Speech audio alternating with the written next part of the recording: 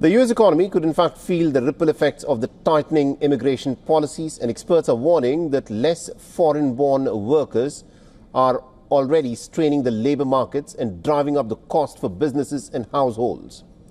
Now, since January this year, foreign-born workforce has fallen by about 1 million workers. In the last 4 months, it has shrunk by about 150,000 per month compared to an increase of 108,000 per month during the same period last year. Immigrants now make up 19% of the US workforce, up from 11% in the late 1990s. They fill in certain key positions in the construction, agriculture and other industries and are much younger than the native-born labor force, helping offset an aging population. Now, economists warn that further restrictions could worsen the labor shortages and also drive up food and housing costs.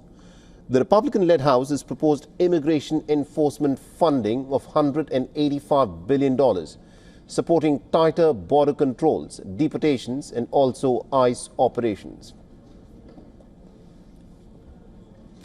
All right, now to put it in perspective, we're joined on this broadcast by Mr. Richard William Painter, who's joining us live from Minnesota in the United States. Mr. Painter is an American lawyer and a professor of law, and has also been the chief White House ethics lawyer during George W. Bush's administration. Mr. Painter, thank you very much indeed for joining us here on WION. Now, the fact that Donald Trump has been cracking down on immigration and as a matter of policy is trying to prevent more immigrants from entering into the United States of America, although he says that he's only against illegal immigration and not against legal immigration. But his policies in many ways is also deterring many people who want to enter into the United States legally. In your assessment, what sort of an impact is this likely to have on the US economy and also the potential shortage of workers which the United States economy is likely to experience?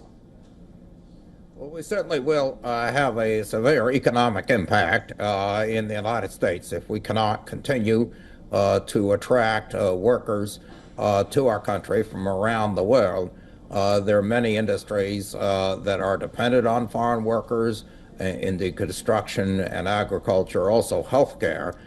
We also depend on having highly skilled workers enter the United States from countries such as India and countries around the world that have a highly skilled labor force, people who would like to come to the United States and work for a period of time.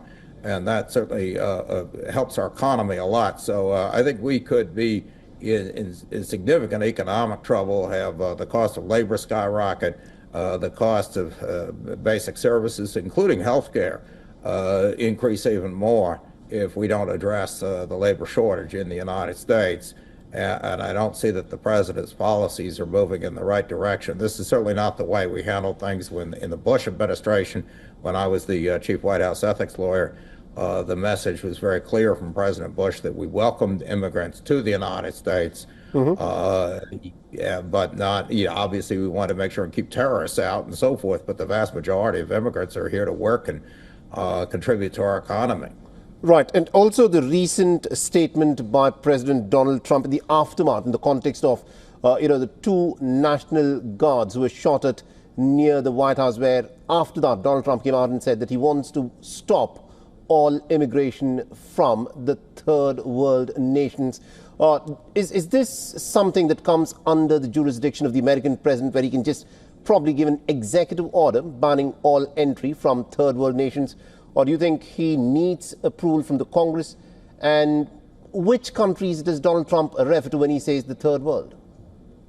I have no idea what he means by the third world. That language came up decades ago to distinguish between Europe, first world, the new world, the United States and Canada, and then all the rest of the world. But we want immigrants in the United States from all over the world. We don't just want immigrants coming over from Europe, who indeed are people coming from Europe. They have a much bigger social safety net, lots of free services from the governments in Europe. The United States is a different type of economy. To do well in the United States, you need to come here and work hard from the beginning, and people from all over the world want to do that.